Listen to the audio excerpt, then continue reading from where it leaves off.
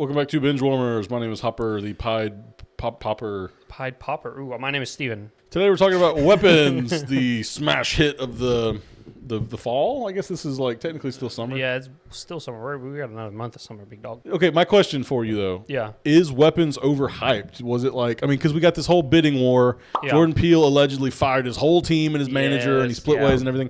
And then it was like this big bid for the script even.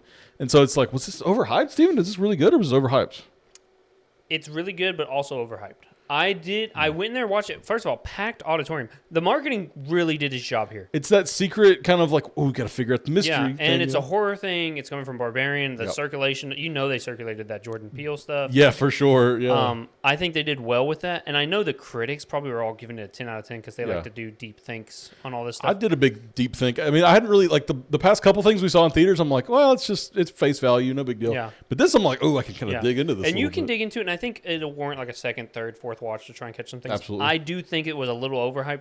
When I went into this movie, I thought, one, I was going to be scared shitless the entire time, and two, I was going to walk out with a 10 out of 10. I was scared a little bit. On self-reflection afterwards, I scared myself more than the movie scared me. I'm going to be honest. It was scary, but it wasn't nearly as scary as I thought it was going to be. When you're saying scared, do you mean like there's not enough like jump scares? I don't know what quantifies scary, because I'm just going to say, guys, there's a scene scared the living shit out of me the way she was walking. It was so uncanny. It was so unnatural, dude. I'm not even kidding you. I went like this. Hi, I'm Hopper from editing, and I didn't get a chance to say this because Steven steamrolled the conversation as he does. Weapons is not overrated. It's not overhyped. I mean, go in with low expectations because it is a original horror film with a low budget, but you will really get something out of this. I think Zach Cregger really made a personal story with this. It's amazing. Don't let Steven tell you, oh, it's overhyped. It's great. We go on to talk about how great the movie is. Don't you worry. Anyway, with all that said, please like and subscribe. We also have a podcast, Binge Warmers. You can see it there. So Spotify, Apple, anywhere you get your podcasts. We do big movie reviews. If you like this, you may like our review of Sinners. It was actually the first podcast we ever posted back in April. Check it out if you want to. The full link to this podcast is in the description where you can find all the rest of the episodes. Again, thank you for watching. Back to the review. My nerves were so shot after this movie. We're driving home. Des slows down to go over a speed bump, and I'm literally like, what's going on?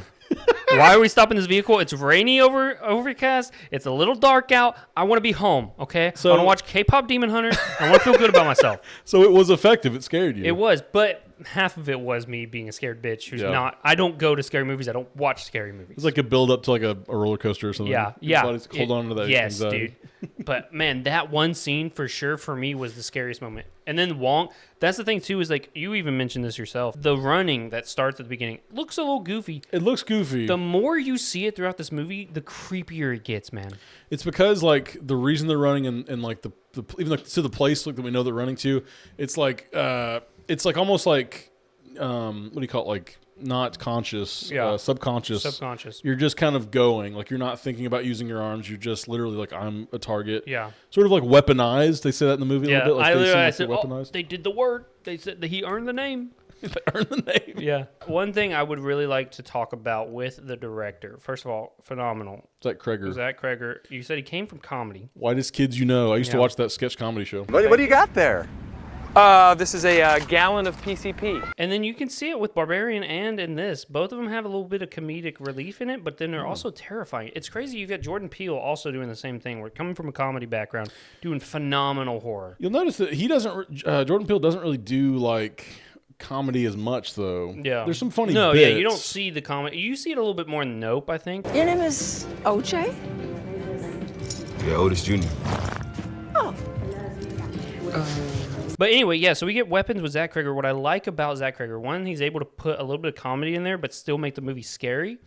Also, guys, just fair warning, there will be spoilers later. We'll try and do a little bit of non-spoiler. Yeah. Also, go watch it. We both loved it. Probably a good 8 out of me. Yeah, I would give it like an 8 or 9, honestly. Yeah. I really enjoyed it. I would say probably my favorite horror movie of the year. There's not been like a Sinners. ton. We had Sinners.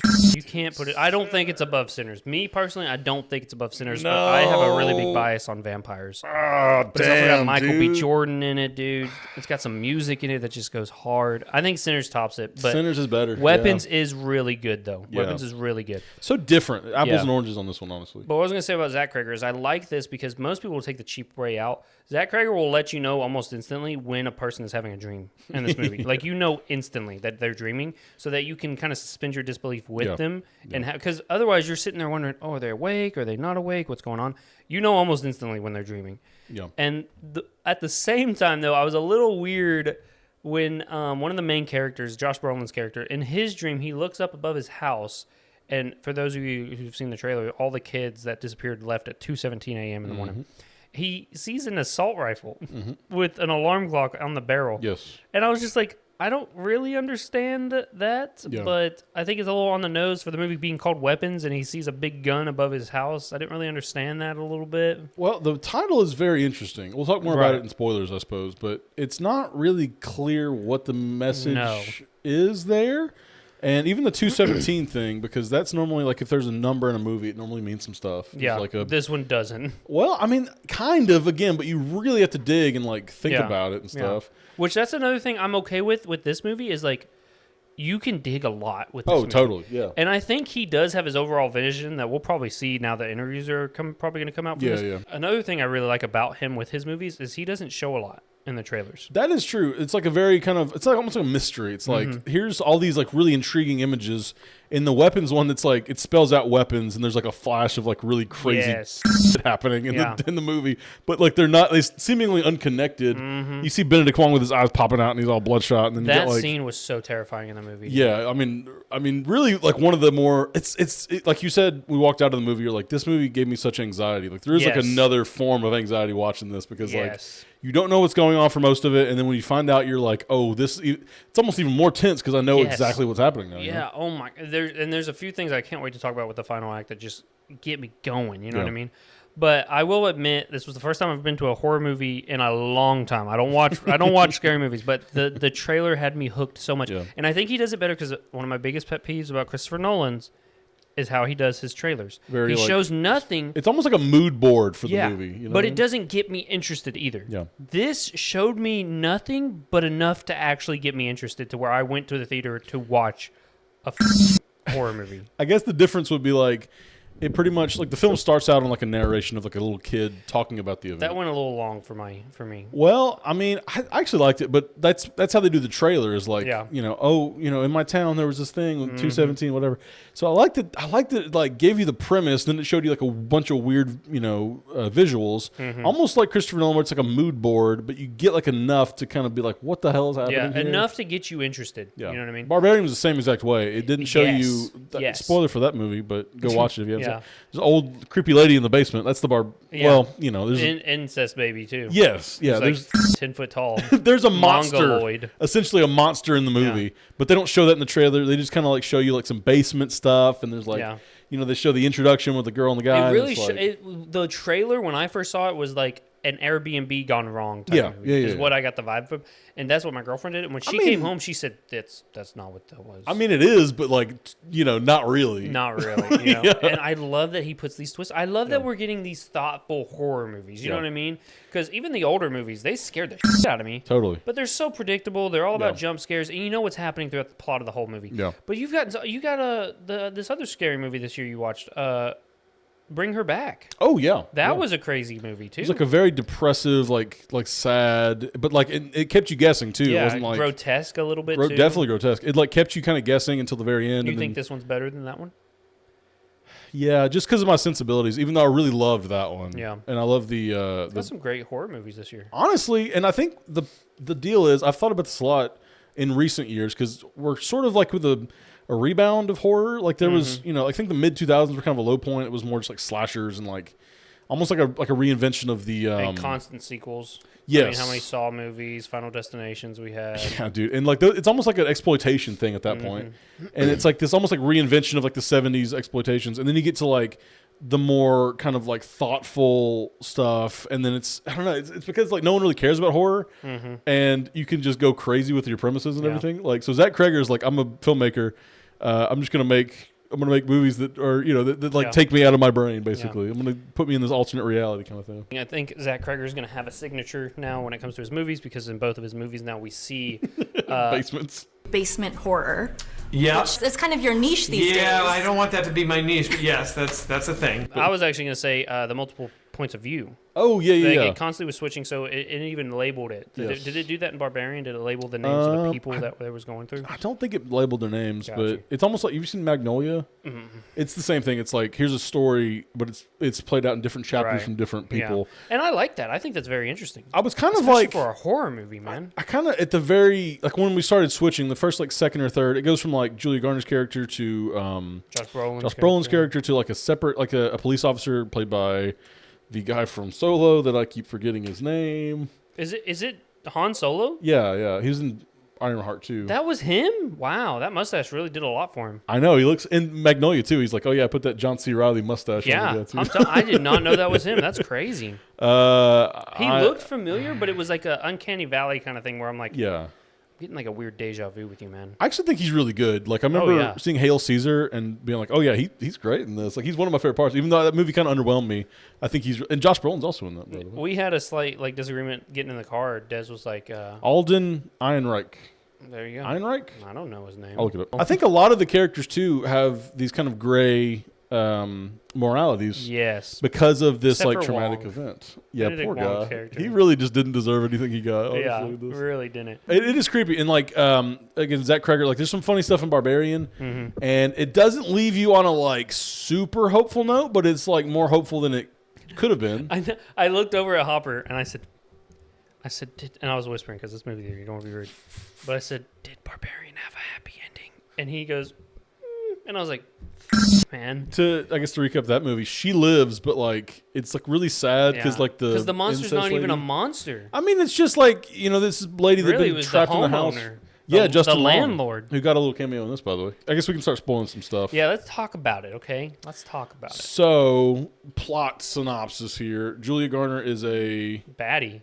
Yes. I like that hair, too. The mousy look did it for me. I don't know know. what I mean? Because she has that hair in real life. Yeah, She was in that Rosemary's Baby prequel with like a kind of like normal hair, and I'm like, she looks good. You know, Silver Surfer, obviously baddie. And I'm seeing this, and I'm the like... straight back like hair. It does something, and the whole silver naked body thing. Yeah. But no, she's got her whole thing, and I'm kind of like, I don't know if I like that hairdo or not. I like it. I think it's like good. it. Yeah.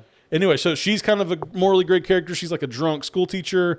Josh Brolin's character is like really kind of aggressive and he's looking for his kid, and He wants to blame everybody. Yes, I think he's the most justified out of the characters. Absolutely.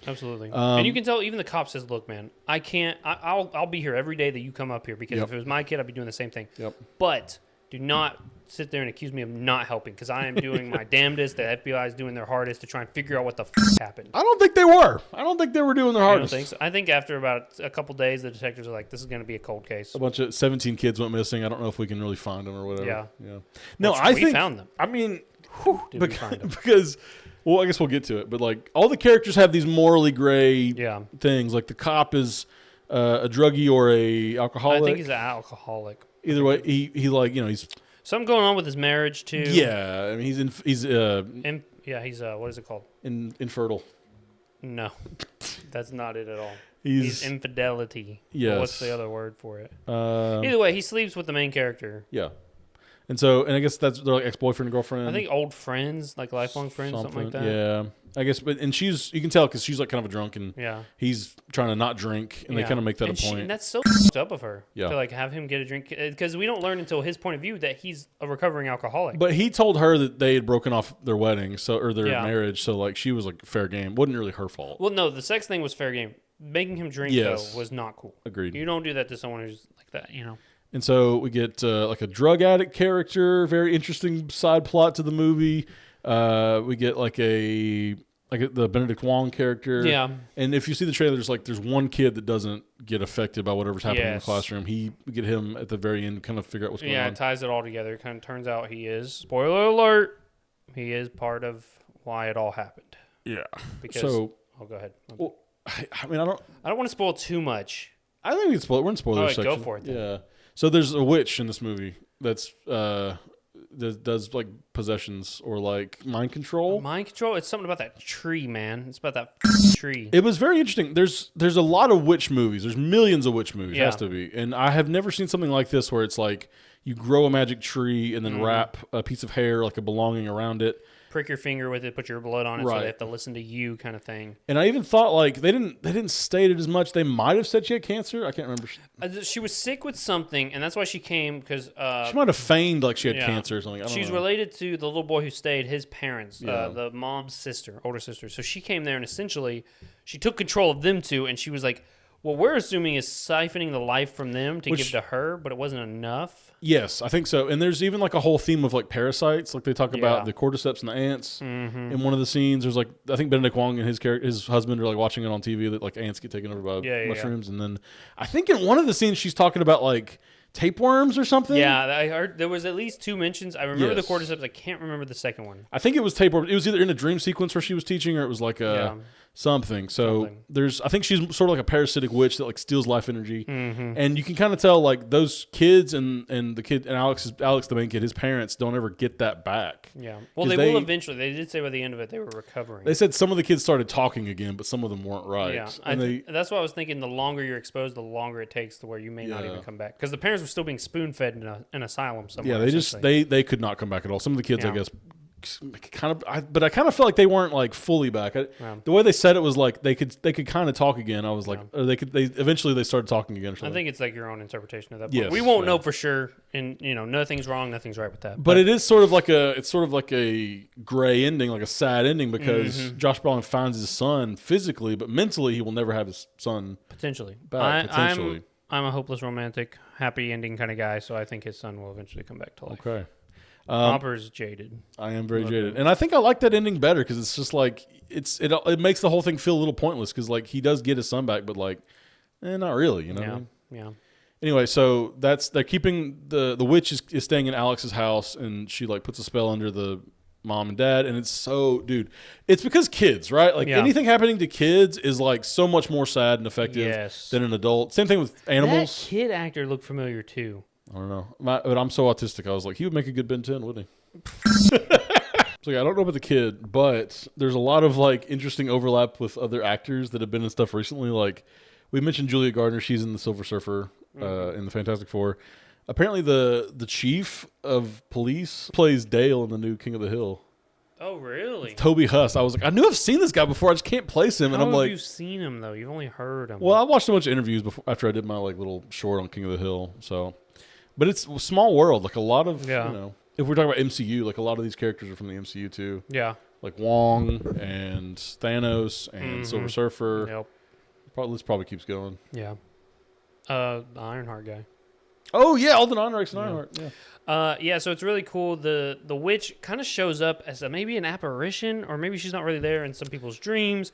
The junkie that we get a little bit of, who's like a comedy relief kind of guy, Yeah. he sees her in the woods potentially. Yep. Julia Gardner like sees her on the roof after having a bad Yes. dream. So- Same with Josh Brolin's character. He sees her like in a dream. She's like in the bed that his Yeah. kid was in and stuff. So the first time we see where the kids finally are is the junkie is breaking into their house, and he sees the comatose parents on the couch, and like doesn't see they're not doing anything. So he goes, "Okay, I'm gonna keep robbing the place." Yeah. Goes to the basement. All the kids are there, and at one time they all turn and look at him, and he's like, "I'm getting out of here." That was terrifying. Terrifying. So he leaves, and he's Kids are kind of high. terrifying. Yes, dude, they're terrifying, especially. You know? Yeah. But he gets high, gets caught by the cop again. He's like, "No, let's go back to the house." They both get caught. Yep, Okay, yep. I'm only saying all this because it's terrifying but hilarious. Later, when Josh Brolin and Julia Gardner, they go into the house and there's salt lines everywhere, and the aunt tells the son like, "Don't step over the salt line where his parents were on both sides." Yep. If you do that, the people go into a frenzy. Yep. And they just attack. They see the cop. He opens the door again, black door. You can't see anything when they open it, and he comes out. He doesn't say anything. He just goes, Yep. "Why on God's green earth would you say, yeah, let's go She in the knows house?" that guy. That was the whole point of her like If you knew having the him, affair and everything. if you came out of a house and you went and then walked back in, I would never speak to you again. Well, especially everything leading up to that. I where would she, drive like, away. She like had snuck up to the house earlier because she was like following the kid, which bad idea, by the way. Also, I was like, what the f are you doing? Just get away. This dude. looks creepy, lady. You could go to jail. To be fair, though, like if 17 kids in my class like went missing, I would be so freaked out. You know what I mean? But anyway, so they go in, and it's the junkie and the cop, and they've been possessed at this point. Mm-hmm. They're just standing there, and the cop is even going, he does it again. Stop! You're an idiot, okay? Any of you that think, yeah, I'll go to that gesture. Yep. Idiot. Anyway, they cross the line. They start screaming. They start running. Their eyes are bugging out. They're bloodshot, and they're just choking the life out of them. Josh Brolin is like fighting the junkie. He throws the junkie, and he's like, ah. Junkie is like, ah! Throws him again. He's so weak and frail that Josh Brolin can just like keep. It happens like 4 times to the point of comedy. So it's awesome, like, bro. It's funny. It's like so hilarious. That's kind of what I didn't expect because like Barbarian had some funny little stuff in it. Like it had Yeah. some funny things, but it wasn't like haha I'm laughing. And this Yeah. like several times there was stuff happening and people were like all laughing Yes. around. There's a part where the witch goes to Benedict Wong's character, who's the Mm-hmm. principal of the school, and she's basically like trying to kind of throw him off and everything.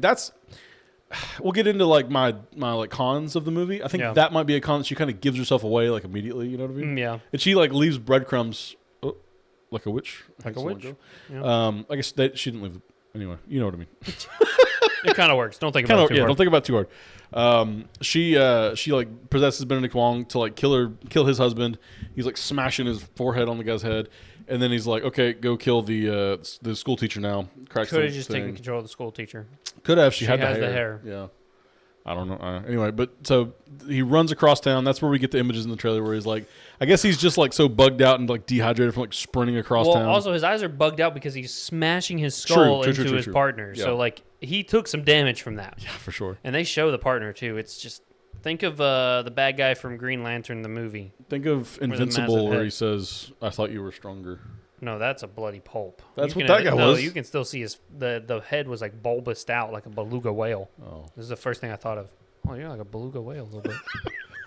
There's a dead beluga whale, but Anyway, so but there's parts of that where he's like just sprinting across town, and it's kind of like it's not like scary, but it's like ooh, it's like unsettling. yeah. It just crawls under your skin the way Exactly. he's like single-minded determination and just running. And when he first gets possessed and he's choking his partner out, just black ooze Yeah, he- just comes out like projectile. like projectile like water pistol it's a style. water attack to disorientate the enemy. Yeah, It's a weapon. He used Scald Yeah. from Pokemon. Really creepy. But then there's also a comedy relief part where so the son steps over the salt line to talk to his parents. They're freaky. Yeah. They're chasing him. They're screaming. They're busting their head through the wall, psycho style. You know. It gave me Shining. That's what I vibes. meant. I meant Shining, not Psycho.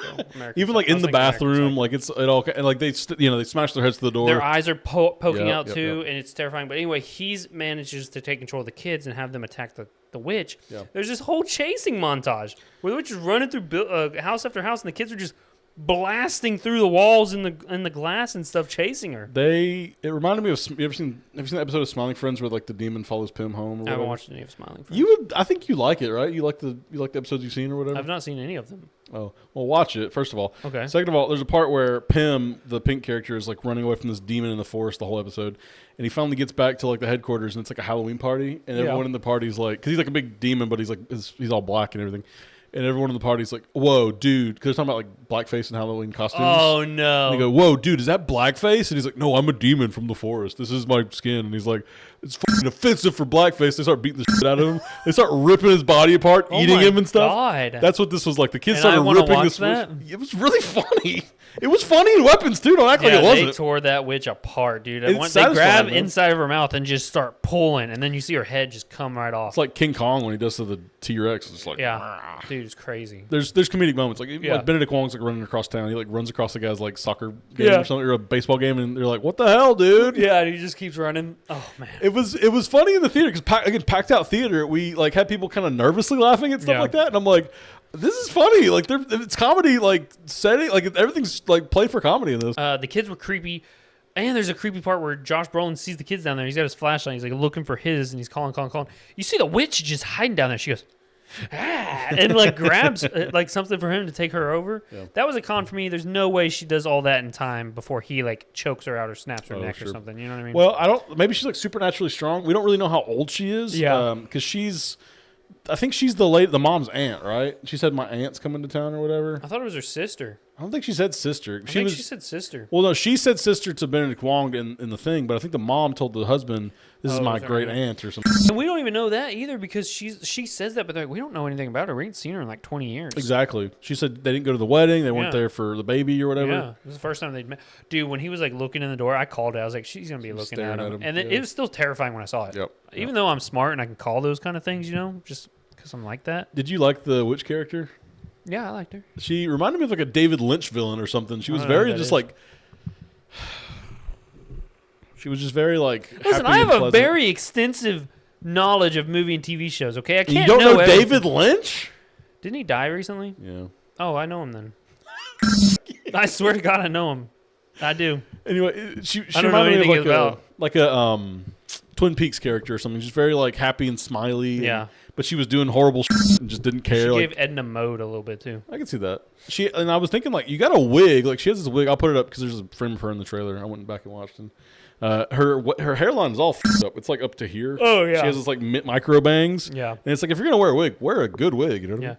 Also, my question too for the Julie Gardner character is like, get the fuck out of town. Yeah. People were like assaulting her and like Yelling at her, calling her on the phone and leave. they wrote witch across her car. You're living alone. Sell that house. You see that nice house? Everyone in that neighborhood had nice houses too. Yep. That was another thing. One of my early predictions was at one point he's like the dad is trying to track like the line that his son ran through, and he looks up and there's like a big fucking antenna. Yeah. Like a thing. And I literally thought it was gonna be like a Monsters on Mulberry Street kind of thing. Mayberry Street. Mayberry. A lot of people don't understand that reference. No, it's Is it not taught in school anymore?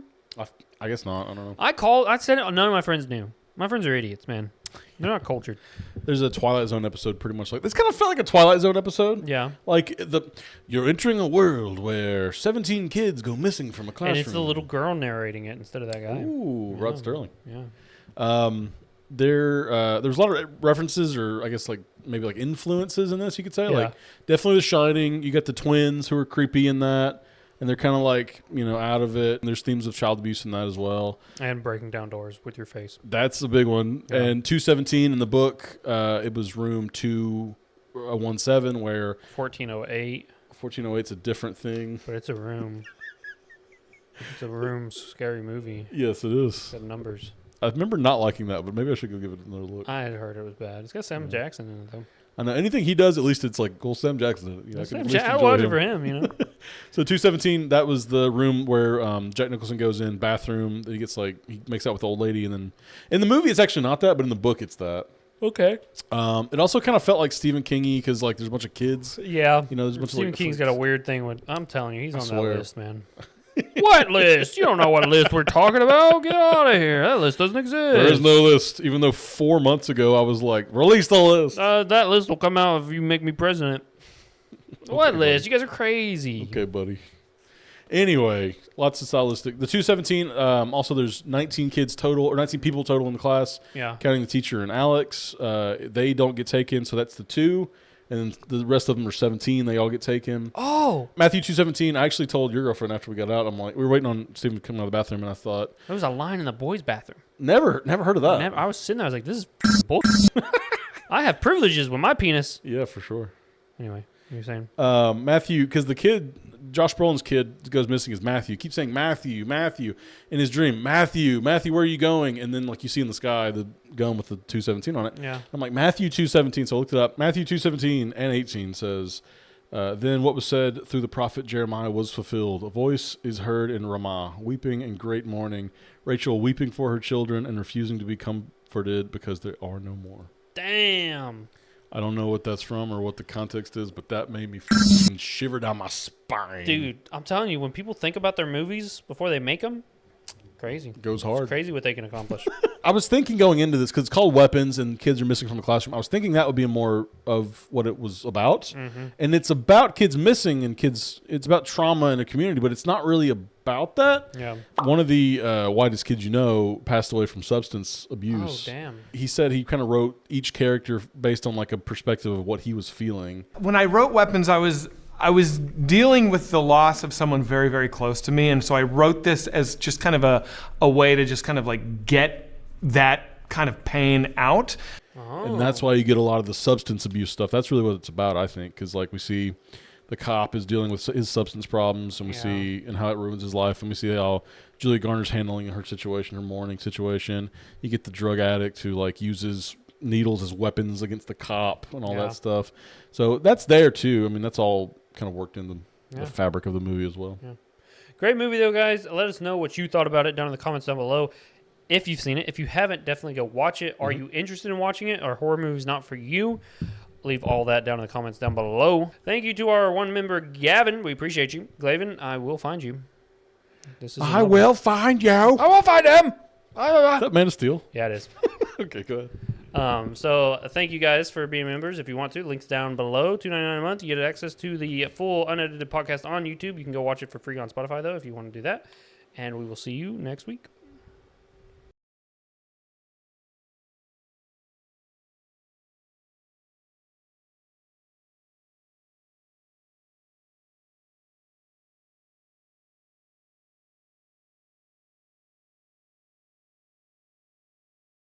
Lasagna.